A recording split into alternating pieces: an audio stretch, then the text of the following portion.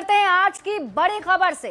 राज्य में मचे सियासी हलचल के बीच पिछले 2 दिनों से मीडिया से दूरी बनाकर रखे सीएम हेमंत सोरेन का पहला पोस्ट सामने आया है, जिसमें मुख्यमंत्री ने पहेली के अंदाज में लिखा, जिसको लेकर बयानबाजी भी तेज हो गई। बीजेपी हमलावर है तो कांग्रेस इसे विकास के लिए सीएम का एक संदेश बता रही है। ये रिपोर्ट देखिए।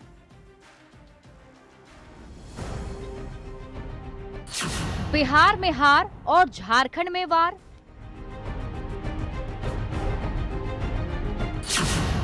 सीएम की पहेली कुछ बड़ा होने वाला है।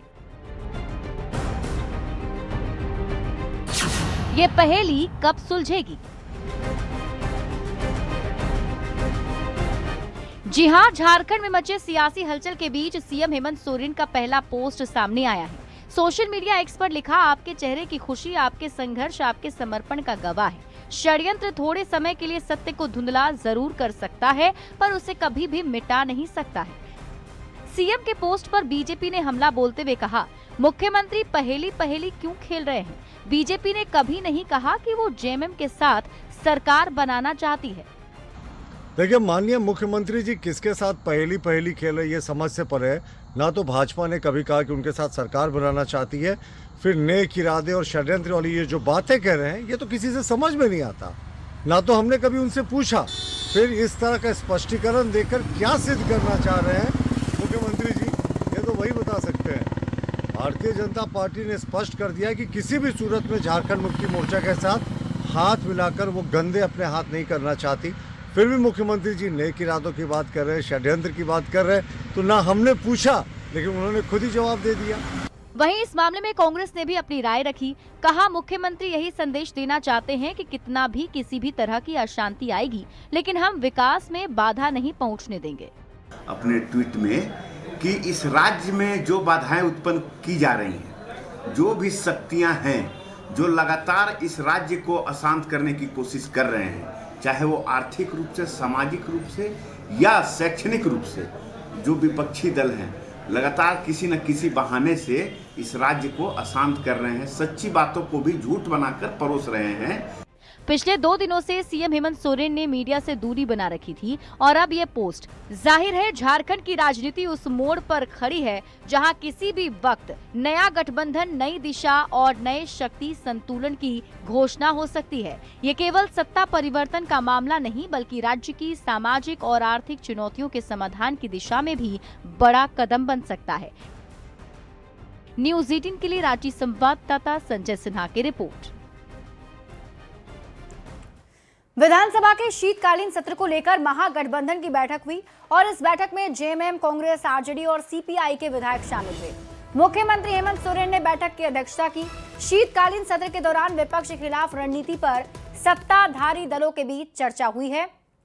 ये तस्वीर आपके टीवी स्क्रीन पर आपको दिखा रहे हैं उस वक्त की, जब सीएम हेमंत सोरेन इस बैठक में शामिल होने के लिए पहुंचे थे। उनके साथ उनकी पत्नी कल्पना सोरेन भी मौजूद थी। महागठबंधन के सभी विधायक इस बैठक में मौजूद रहे। शीतकालीन सत्र शुरू होने जा रहा है झारखंड में, उसे लेकर रणनीति बनाई गई। वहीं शीतकालीन सत्र से पहले कांग्रेस की भी अहम बैठक हुई। प्रदेश अध्यक्ष कमलेश महतो ने बैठक की अध्यक्षता की। बैठक में सभी मंत्री और 16 विधायक शामिल हुए। बैठक का मुख्य एजेंडा आगामी शीतकालीन सत्र में सरकार की तैयारी रही। इसमें इस बात पर चर्चा हुई कि सदन में उठाए जाने वाले सवालों का प्रभावी और ठोस जवाब कैसे देंगे। उसी के तैयारी के संबंध में हमारे सभी कांग्रेस विधायक दल के 16 के 16 इवन 4 मंत्री और हमारे जो विधायक हैं 100% उपस्थिति के साथ कल जो विधानसभा स्टार्ट होगी, 1 सप्ताह भर चलेगी, उसमें पूरी मजबूती के साथ जनहित के सवालों को, राजहित के सवालों को रखने का काम करेंगे। सबने अपने विषय को रखा है। कुछ राज्य के भी विषय हैं जिन विषयों पर भी चर्चा हुई है। इन सारे विषय को भी हम सब महागठबंधन की जो बैठक माननीय मुख्यमंत्री जी के सामने, उसके समाधान के बारे में विचार करेंगे। झारखंड विधानसभा का शीतकालीन सत्र 5 दिसंबर से 11 दिसंबर तक चलेगा, जिसके मद्देनजर सुरक्षा व्यवस्था को लेकर विधानसभा परिसर में पुलिस ब्रीफिंग की गई। Ranchi SSP, city SP, SDM, ADM, law and order सहित बड़ी संख्या में पुलिस अधिकारी और जवान मौजूद रहे। सत्र के दौरान विधानसभा के अंदर और आसपास सुरक्षा कड़ी रखी जाएगी। संभावित विरोध प्रदर्शनों को रोकने के लिए शहर की जगहों पर पुलिस बल की तैनाती और बैरिकेडिंग कर दी गई है। सभी को अलर्ट मोड में रहने का निर्देश दिया गया है।